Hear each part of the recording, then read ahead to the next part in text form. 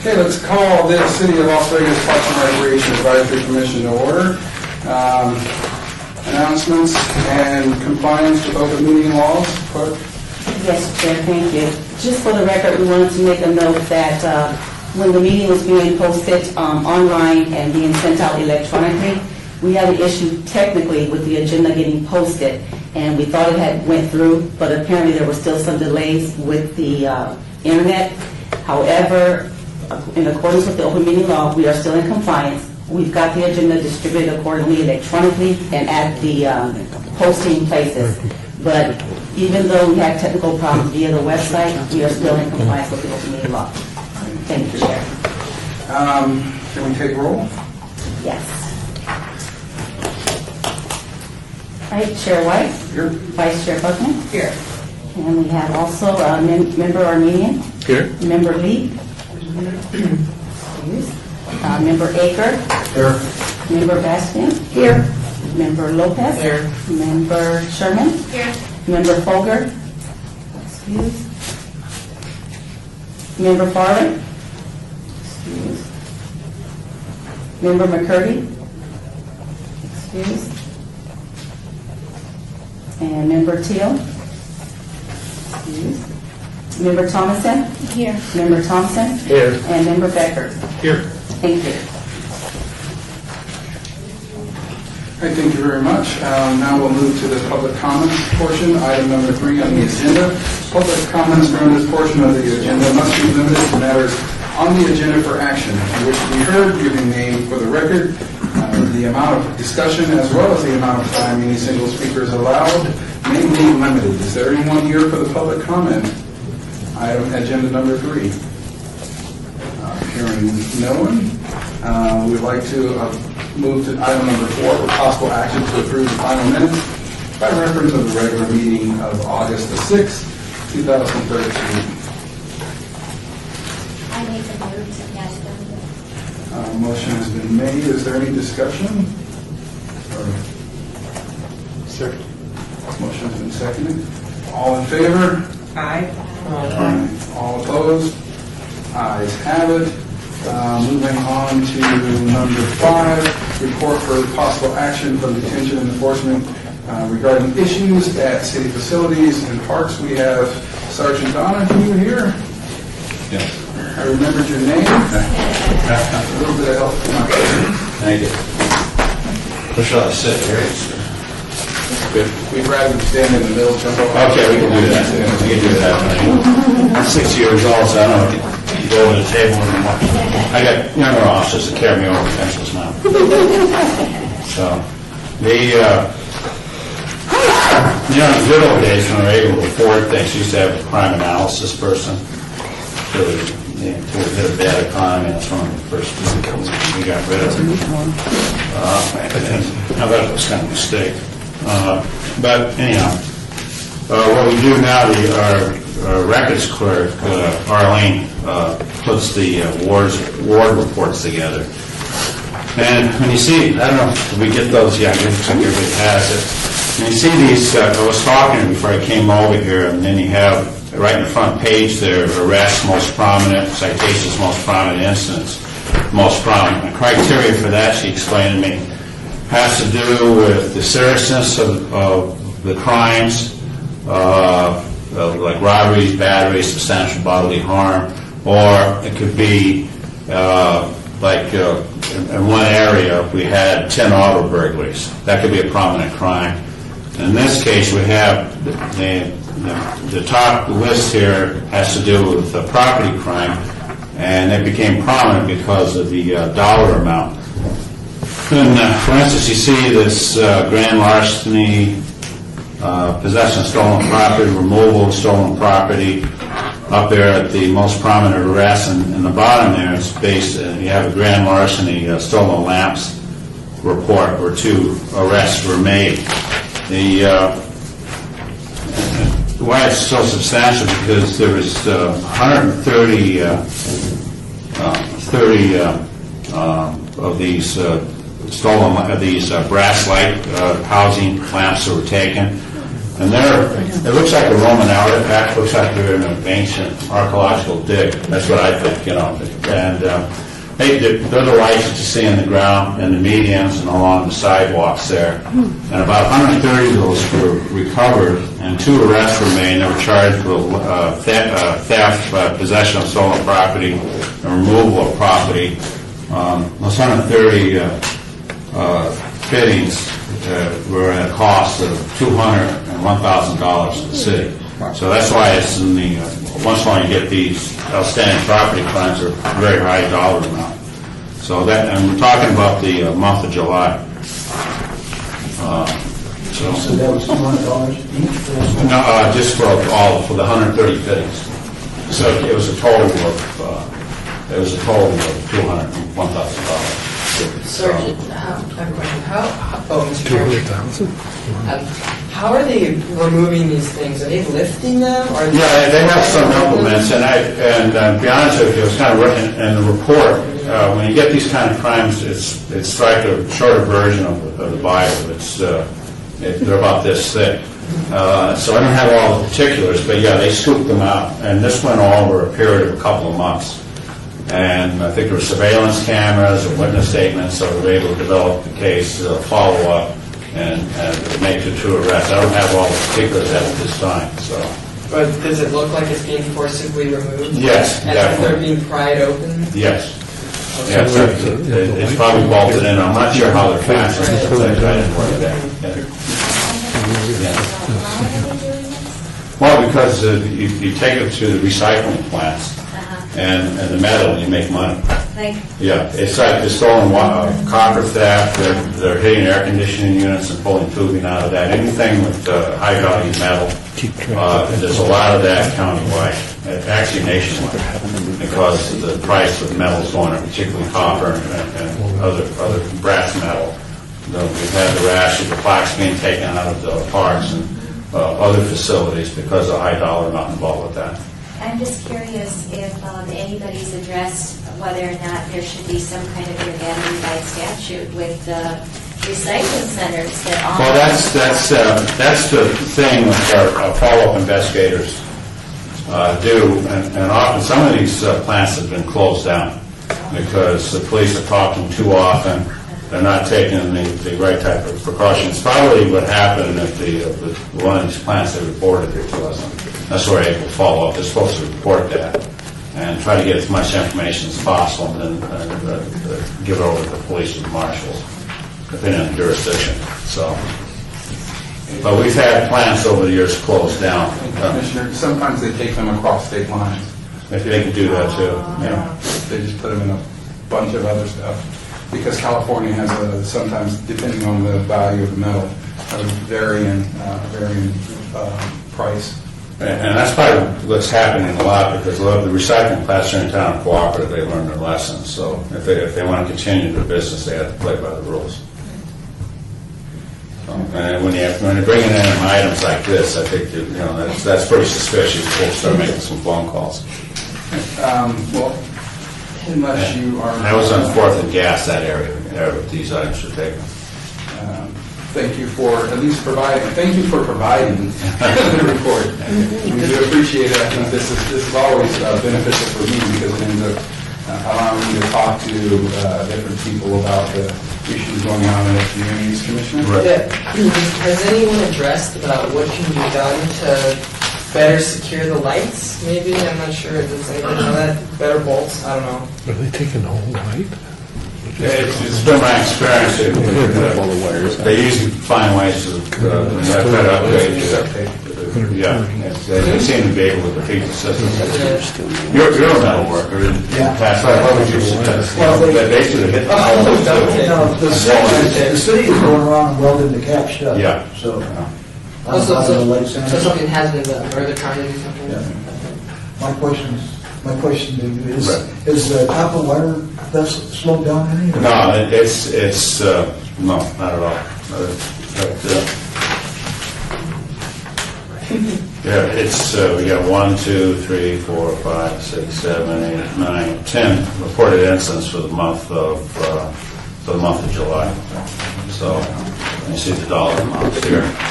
What we did, interesting, one thing that really took a drastic drop for the month of July were the auto burglaries. We only had one. But that sounds good, but Arlene, our records clerk, is working on August stats. And she counted so far 7 for the month of August. So it looks like we had an upswing in August with the auto burglaries.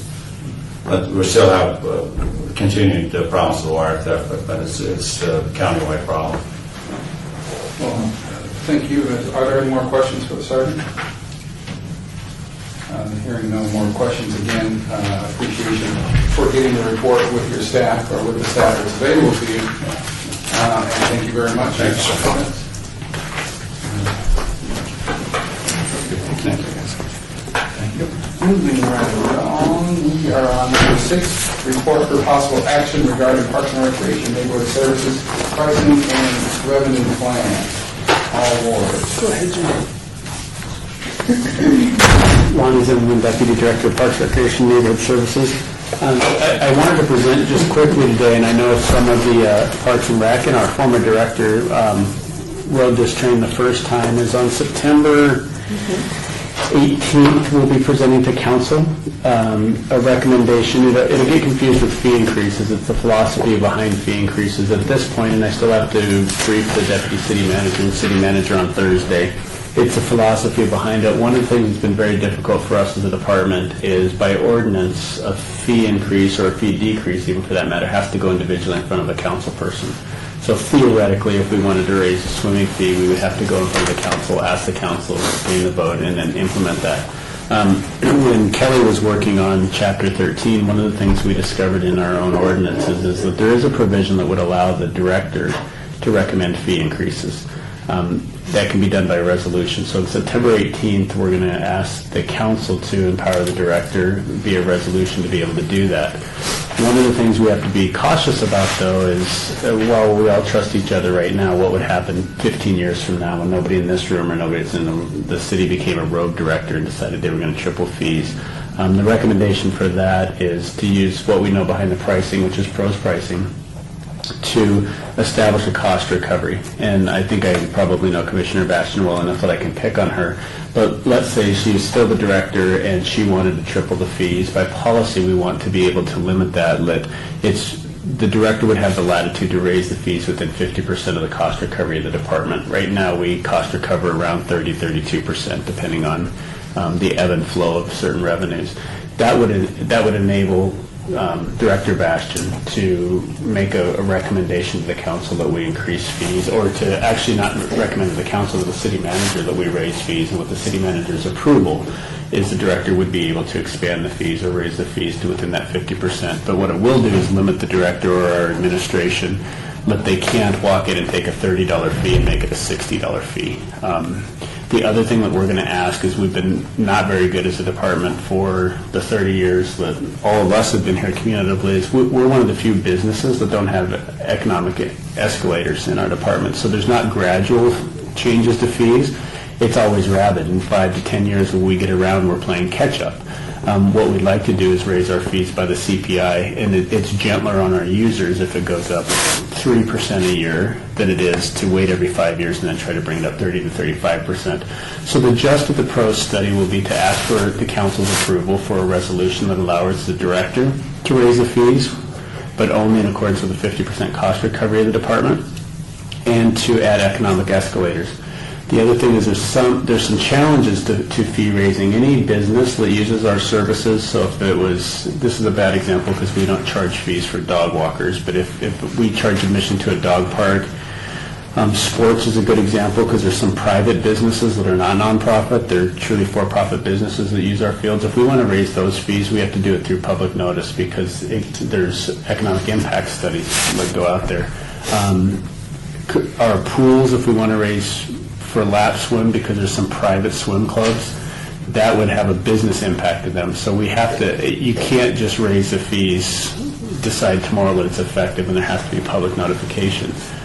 So even though we may get approval and support, we probably won't see any fee increases in this calendar year. We might start to see it in next fiscal year.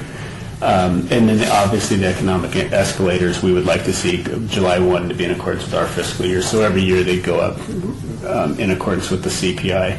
It won't make a big difference to some of the deficits we're running now, but hopefully 15 or 20 years from now, when you have those small economic escalators creep up, is that our fees could be more steady.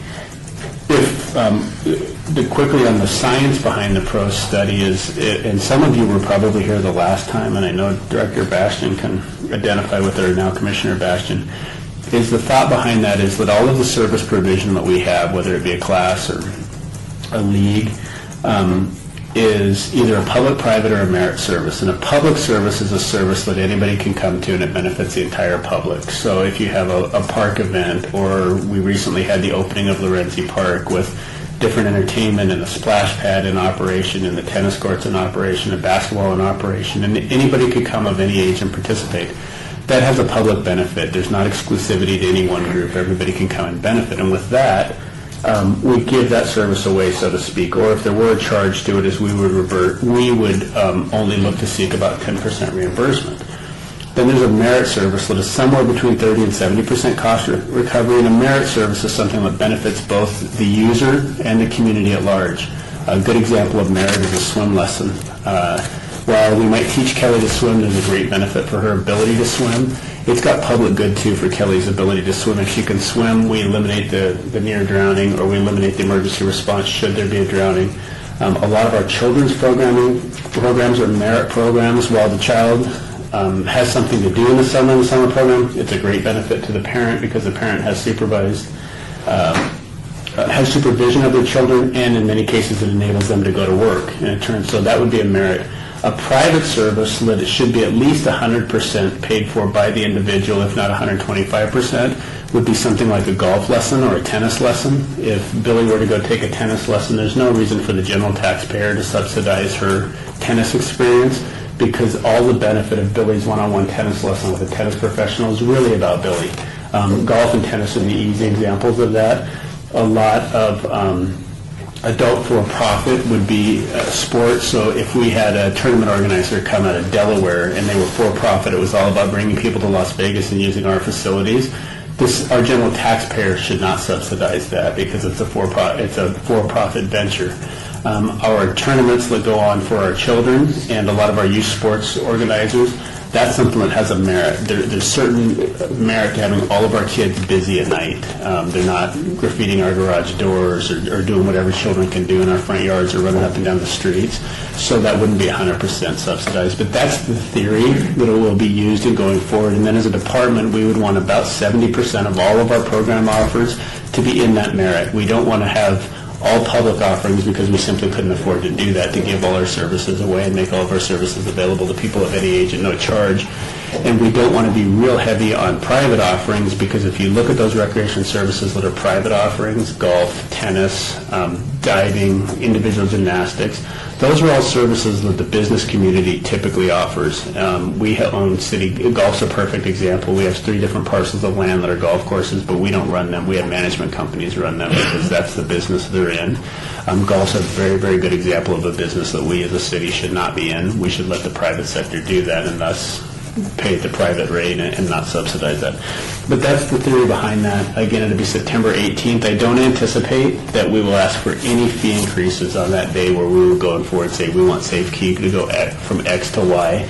That's not what the presentation in front of council is about. It's about passing a resolution that would empower the director to make fee increases and to get the approval for economic escalators on an annual basis. Could you assign a percentage to each of these, such as this percentage of our offerings are public, which would also include all the open space that anybody could use at any time. This percentage would be merit and this would be private. We had as a measurement when we were a standalone department before the merger, as a result of the recession, we had one of those, and our goal was to have 70% of all our offerings be merit. We're probably in that range right now, but it's one of the things with all the different changes that have gone on. It hasn't been a central focus of ours right now, is when we're program planning, is to not sit down and make sure, obviously we stay out of the private for the most part, and that's dictated by the public, or by kind of the common marketplace. And we don't do a lot of public anymore because a lot of our funding has dried up, and that's where it came from, is we had a lot more outreach type opportunities to provide. So the majority of our programming is merit right now. Sitting here in front of you, I can't tell you the exact percentage, but a good guess would be 70 to 75% are merit services. But under public, you're including all open space, so We do, playground and... we do, but because we don't... That's really crucial, that... One of the difficulties in that, and it's one of the, when we talk about sports specifically, one of the things we've always done is generate our cost recovery reports to look at our department's cost recovery. And if you look at our department's cost recovery, our sports fields would be somewhere between 80 and 110% on a given year. But the thing we don't look at, because of sports maintenance is in another department, if you factor in what it costs parks maintenance to take care of our parks, our cost recovery drops somewhere to 20 to 32%. And that's a pretty big, and that's also factoring in the utilities. But that's a big part of the story when you tell it. It's the very same that you're getting to as the public space. We don't measure a tot lot in any capacity, even though it has a public service, because that doesn't hit our budget, it hits parks maintenance. But it's something for us to be keenly aware of when we go forward, is if we were a traditional parks and recreation, we'd be capturing those numbers much differently. And one of the things through the city manager's office and a lot of Jim's efforts have been is when we talk about cost recovery, let's make sure that we're qualifying to say this is only a departmental perspective. There are a lot of costs that go into, particularly to field maintenance and parks, that are not captured in our own department. Chair White? Lonnie, can you talk to us a little bit about how your scholarship program is working for those who can't afford to pay or can't afford to pay all? One of the things that we'll see, and I have at the next session, I hope to at least be able to give you the final report from Leon Study. We're struggling with the scholarship program as far as the administration, and part of that's come over in the change. We're using typical, and Jim might be able to help me, I think it's typical EOB guidelines because our consumers are already used to that. We have been going, there's no other way to put it, round and round with trying to regulate, and hopefully Jim's caught up on this because there have been so many meetings about it. One of the things that we weren't real good at is putting a cap on a household's value. So theoretically, I could come in with my entire family and 19 kids and we could all qualify for scholarship with no cap. So if I had all of my kids in a sports league or a safe key, my family might get $10,000. Where Jim is a single individual who also qualifies under the income guidelines, only consumes $2,000 worth of services a year. So we've had many, many meetings, and we put the cap at, do you remember what it is, Jim? I think it was 350. Yeah. I think I just picked up a scholarship packet for a family member, and I think they told me it was Yes, I $300. think it's $350 per family, and the other thing that you don't always anticipate when you write the guidelines what somebody who may try to manipulate the system will do too is one of the things that we became concerned about, particularly with the unemployment now, is we wanted to be able to provide scholarship for all those hardship cases out there where people were really going out and seeking unemployment. The flip side to that is we have people who aren't seeking jobs who are using our services for free too. And it's a philosophical question, but philosophically, should you be able to not be working and check your child into day camp for the week and not pay anything for that and go home and eat Cheetos? Maybe there is a philosophical argument for peace of mind of not having your children there, but that's not the intention of our scholarship fund. So also this year, in order to put it as we put, and I don't know the number off the top of my head, is originally scholarship started out, the big thrust of the scholarship was initially Pros Consulting's work, and then we closed the community schools, and most of you probably remember our community schools sat alone as 501s. They have their own bank accounts. When we during the recession and what we called the fundamental service review, we closed the community schools. A lot of those community schools used their 501 funds as they closed their accounts or morphed into different agencies. They gave the city as part of the scholarship fund. And then a lot of folks, including retiring directors, were very, very benevolent and donated money on their way out to that scholarship fund. The one thing we wanted to do, and we haven't worked real intently on, is to continue to replenish that. One of the thoughts in pricing too is to charge a surcharge on every program. So every dollar regardless of what you sign up for, a dollar goes back into a scholarship. What we'd like to get to is a dollar would go back into a scholarship fund. So every program has a certain contribution to the greater good of the city residents. because if I'm playing to go out and play an adult league softball, $1 of my entry fee goes back to the scholarship fund, which theoretically in turn would be used for an inner city child who can't afford it. We're not there yet, but that's where we're getting to. And one of the challenges of scholarship funds is maintaining that continuous revenue stream. Did that answer your question? It did. Thank you very much. Mr. Chairman, thank you. I have a question to just go back a little bit. You said that should the city council empower the director to fee increases, would you, hypothetically, would you raise those fee increases by your own virtue or by yourself, or would you bring that to, say, this commission and we would debate it, or is it a sole decision that you would make on your own behalf? Well, the city attorney, correct me when I say this wrong, but pursuant to NRS, we are governed to present to you our recommended fee increases. That's the science that's behind it. Is it just wouldn't be arbitrarily that I think like Mike Akers Group should pay $30 for a field. It's the science behind the public, private, and merit and the subsidy that goes with it. The other big portion of pricing and revenue is cost of service. A field is probably what we're most adept at talking about, but if you look at any field, is about $8,000 per acre on the park side to maintain annually. It's about $10 an hour to run lights. A recommendation on a field, because it's the easiest example, is currently Mike pays $3 an hour for his field. If he's using that field at night, the city's losing $7 an hour just on the utilities alone. So a recommendation would go something to the effect of, we recommend $11.50 a night because it covers the cost of maintenance, the lighting subsidy, and there's no extra that goes into the general fund. That's the cost of service. But typically the intent would be is if we were going to raise fees, we would present before this board, here's our intention. If the board were opposed to it, it still doesn't mean that we wouldn't go to council with it. We could move forward to council, and if asked, we could report that the board was 8-2 against or 8 in favor of. I think the other thing too, there's a certain amount of caution that's always shown, but theoretically you could have a rogue director, partly by not allowing them to, if by resolution you can only raise fees in accordance with 50% cost recovery, that's limiting to a director. Additionally, and the reality of it is I could probably walk in and raise swimming prices tomorrow and nobody would say anything. Some of the swim clubs would complain, but I can't touch a sports field without the whole world going crazy. So you're still going to brief, just because I'm empowered to do many, there's a lot of things that by position I'm allowed to do, but I don't take a breath without briefing either the director, the council, or the city manager. So fee increases, because they touch the public, even though they're by recommendation, we would always brief those. And thank you for vetting that out, purely as a comedy. You're much better than the past director.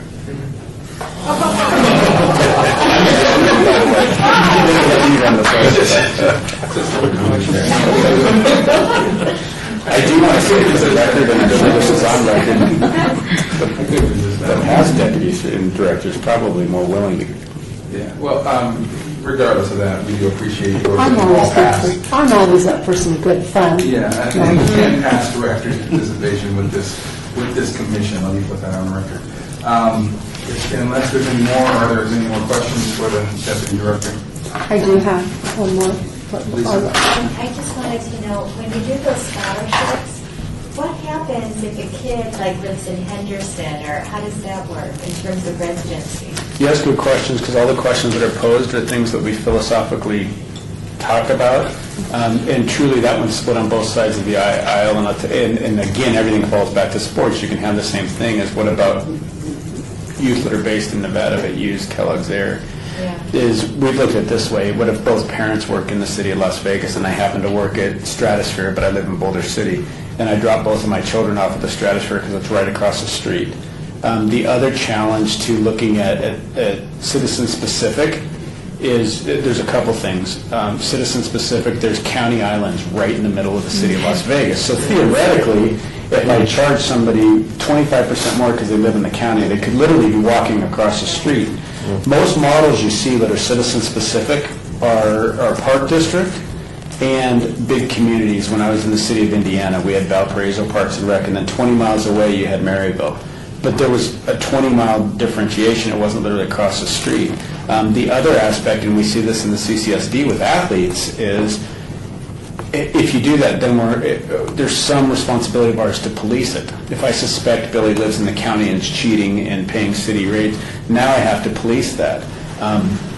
And the easiest way to do that is to use Jim's mailing address, because Jim's your buddy and all the city mail goes there. Truly, when you participate in a recreation program, the information that is mailed to you, it's not like the DMV where if you don't get your car registration notice, you're going to be without a car. If you don't get a reminder to sign up, it's not really enough to make you pay close attention. So one of the things that it's the enforceability that really keeps us away from doing that on the administrative side, is us having to track down. We probably have 75,000 users in sports alone. If that were the case, we'd have to track that and pay attention. The flip side, and then we also know it can easily be beat, just like the athletes beat the zoning and switch schools.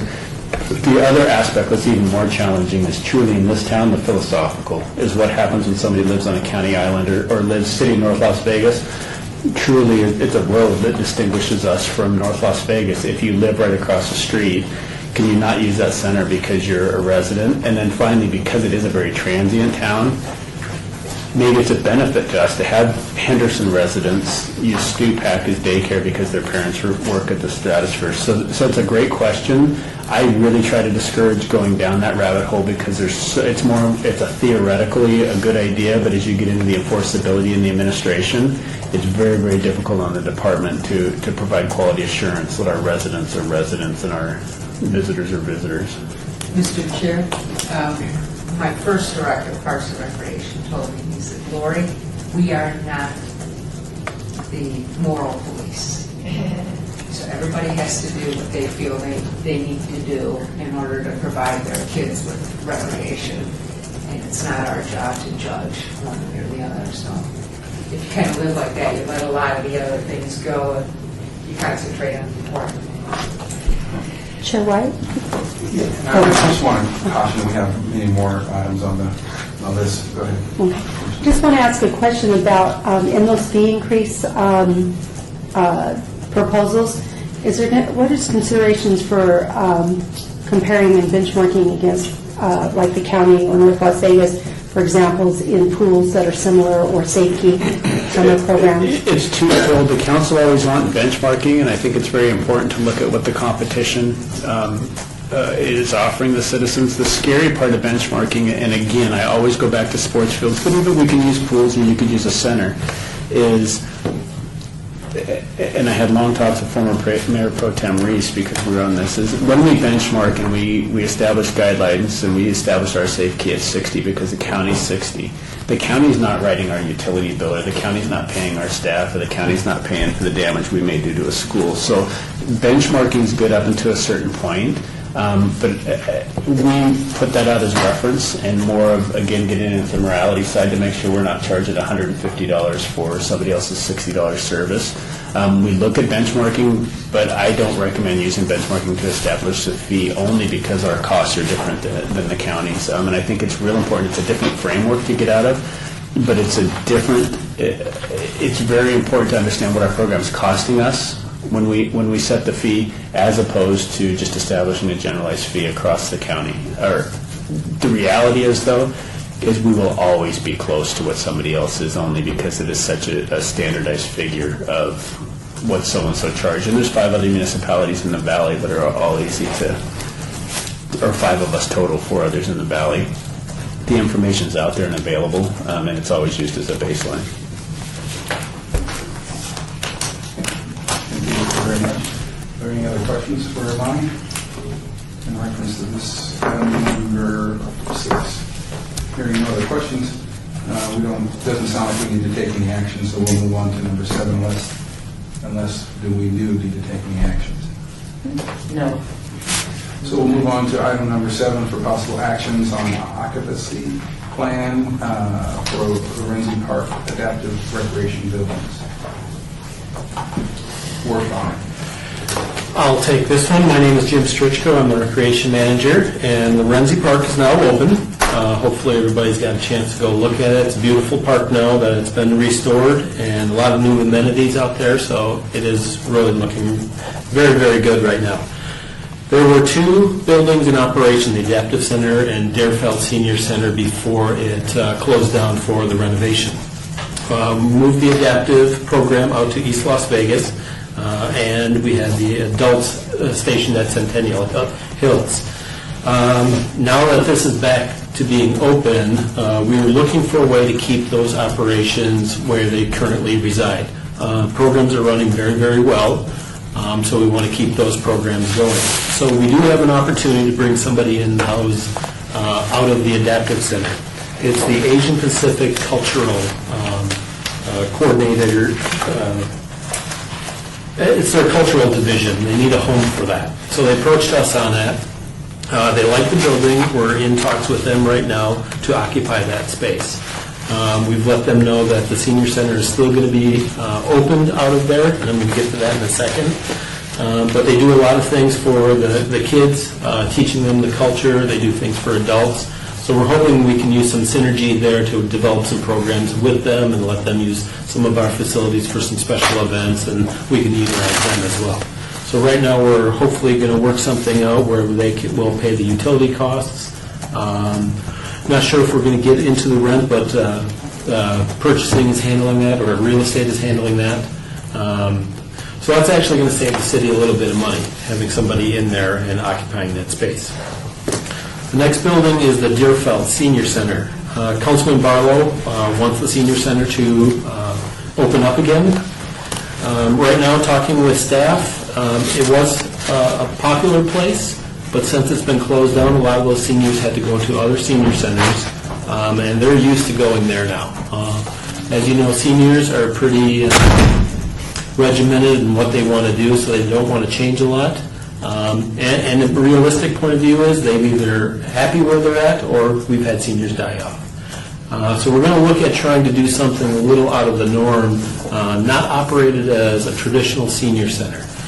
We're looking at some different programming venues, a little more special event type stuff for the seniors, trying to utilize this and the new park to do more special events and draw upon our seniors at the other centers and bring them out to it. So we're going to look at a different approach there. We do have 3 staff coming back for that. Coordinator that's been called back off the recall list. Transfer of Stephanie Richard from Centennial Hills, so we'll have to fill her position up there, and a CSR that we currently haven't hired back. Additionally, in the space where the adult adaptive was housed on the west side will be the Marty Hennessy Tennis Academy, and they're going to move into that west side of Deerfeld. They currently started something a few years ago where they're teaching their kids some tutorial programs, helping them out with school, and doing some other exercise like yoga classes and things like that. It's grown and they need bigger space. So again, with the same deal, make them pay for the utilities, they have space for that. We've already talked to them about it. If they have yoga classes that are going on and there's spots available, the seniors can come in and join at no charge. So if they need any other space, we'll have space for them to do some more of their events. So that's really it for the 2 buildings. That's what we're looking at doing. And the senior center, it'll be a soft opening. We'll get them to come out. October 1st is our plan. And then once we get some things established with some daily classes and some of the events, we'll sometime in November, we're hoping to do a grand reopening. And invite people out and see what we're all about and see how we're going that way. I have a question for the, this is the Hawaiian Pacific Cultural. Are they going to have a grand opening exposition when they food? The way they operate, yeah, they'll probably have something grandiose. Commissioner? Did anything change with either the museum, the Sammy Davis Festival Plaza, or the Rose Gardens? I don't think so, Lonnie. No, Sammy D is the same. Kel might have to correct me. The Rose Garden, there was some change to, wasn't there? The Rose Garden was moved now by the gazebo, and that's why I opened this. This is the 50th anniversary of the Nevada Garden Club. So if you're interested, let's see. I'll just invite everybody. Sunday, October 13th, from 4 to 6:30. It's their golden celebration. So the Rose Society has moved back, and the Garden Club has moved back into the building that they originally were housed in. And I believe it was one of the items we discussed a couple months ago, just to reference that. Because it was something we were all following for some time. So thank you for that. Are there any questions? You know what I have to add? Did you add about the Nevada State Museum? They're out of there. They're at the Springs Preserve now. The Nevada State Museum is at the Springs Preserve. And now we have, half of the building is with our cultural department, like our tech crew is in the back of there, and then the front part was Variety Daycare, and that's not going so well. I don't think that they have the funds actually to renovate the building the way it needs to be to have that age group in there. So we're still working with them, but currently they're the ones who hold the lease for the front part of the building. Could Jim's office go there? No. Okay, thank you very much. Are there any more questions surrounding Ward 5 and Lindsay Park?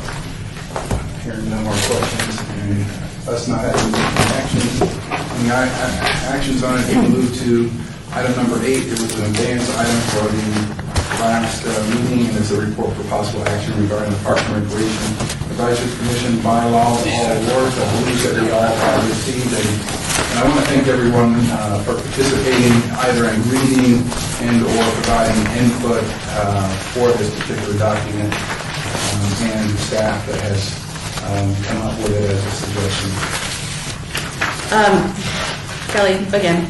What I did is I took everyone's comments. The only one I did not add in was Commissioner Lopez because I needed some clarification. Okay. So if you would explain what you wanted added in, and maybe we can work on that. And you have the copy of what I wrote. I don't. I should have brought it, but I forgot. Do you want to copy it? No, I have Okay. the gist of what I intended to state.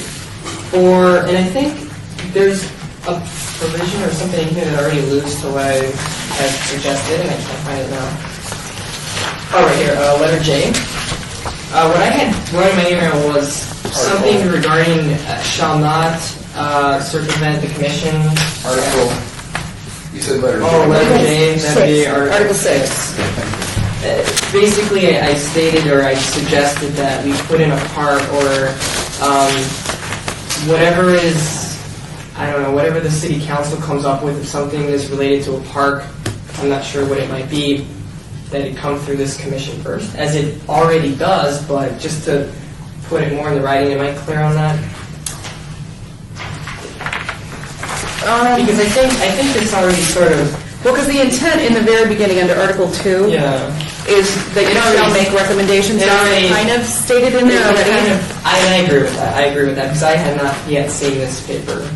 So looking at this section, it's sort of already it's a similar thing. So I guess never Okay. mind. So you're, all right. I'm happy with that. Okay. And then the rest, obviously, everything in yellow. There was a couple where I changed it to chairperson.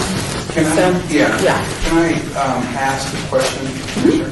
Is it that you're trying to address the previous occurrence of the city council either pre-naming parks Where and there's then it been comes to us and we have little to no comment whatsoever? exactly very well said. So That is something that I was. That's the spirit of what he's trying to address. I'm trying to address those types of my- scenarios that have already happened. So my direct question is, based on that interest, does this document address that interest, and where in this document does it address it? I would say as an advisory commission, you can only make recommendations. So if that's, we've struggled with that for a long time, and I don't think the council would. To be honest, I don't think the council would ever go for something where it says you override something that would be their decision. It's not, I'm not hearing him say that we want to override it. It's just that we typically would make our suggestions first, and then they would override it because they have ultimate override. But if that doesn't happen, I don't know how it could stop it. And I'm sure you're going for when Kellogg's Air Park was named. Well, The commission, there's been a few, correct. correct. And so I don't know how to ever stop that, though.